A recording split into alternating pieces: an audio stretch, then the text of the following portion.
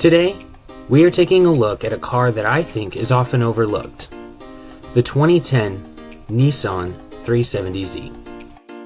You don't see this car too often in online races, free roam, or major customizing videos. After a vote in my Discord, click the link to join. The 2010 Nissan 370Z came out on top. So I bought a new one from the auto show to give you a full review and see if we can quickly build a competitive A-class road car. The Nissan Z platform began in 1969 with the Nissan/Datsun Fairlady Z, featuring a 2-liter 6-cylinder engine producing 128 horsepower. Over the years, Nissan matched the car's names with its engine size, like the 240Z with a 2.4 liter and the 260Z with a 2.6 liter engine. Fast forward to the Z34 platform. The 370Z is the 6th generation of the Z vehicles from Nissan. It has a similar look to the 350Z, but with some key differences: a shorter wheelbase from 104 to 100 inches, a slight weight reduction from 3,310 pounds to 3,267 pounds, and updated headlights and taillights. The major change is the engine upgrade from the 3.5 liter with 287 horsepower and 273 foot-pounds of torque to the 3.7 liter producing 332 horsepower and 270 foot-pounds of torque. Nissan's VQ motors have a very distinctive sound, and I'm curious if the game captures that. Let's take it out for a quick test drive.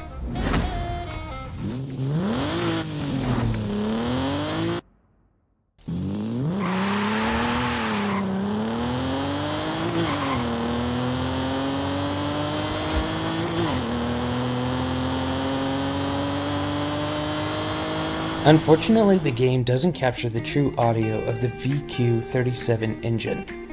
The distinct rumble that characterizes this engine is missing. However, the car's performance is impressive. As an upper B-class car, the power is ample, with a smooth and controllable acceleration. Oversteer is slightly noticeable, but the engine's response to throttle input helps you recover quickly without significant traction loss. The steering is immediate, which is expected from a purpose-built sports car, so precise turn-in timing is crucial. This car offers a driving experience that feels closest to real-life driving among all the cars we've reviewed.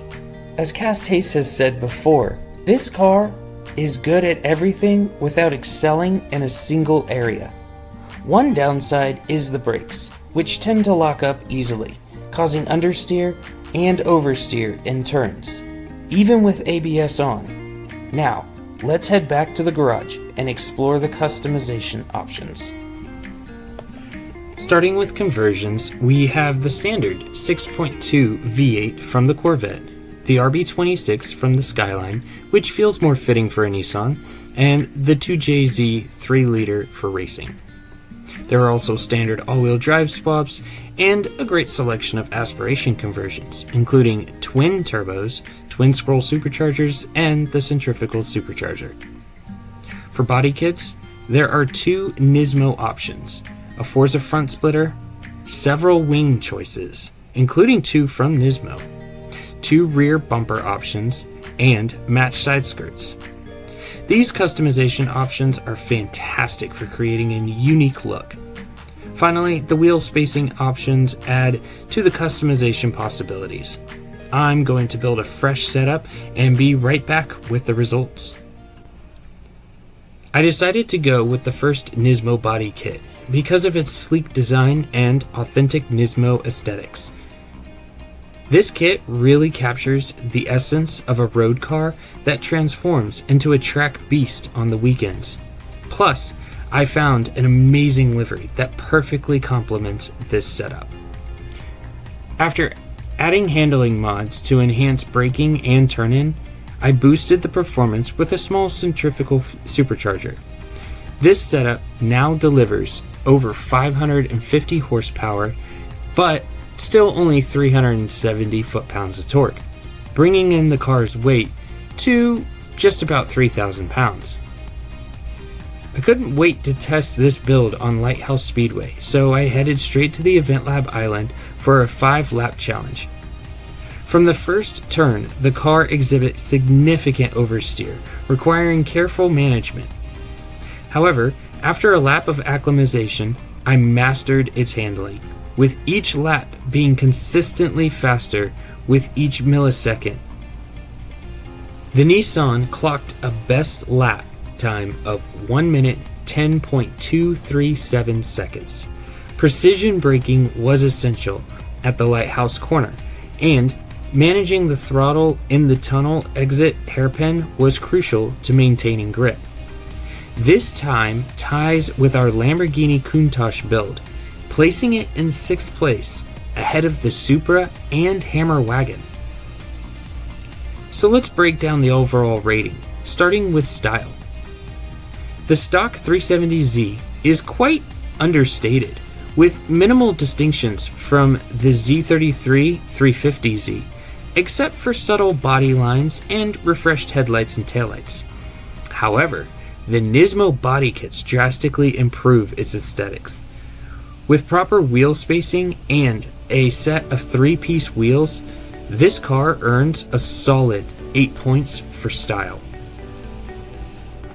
For competitive racing, this 370Z scores a perfect 10. It tied for first place among the A-class cars and excelled in online races during my off-camera tests. There's definitely untapped potential there.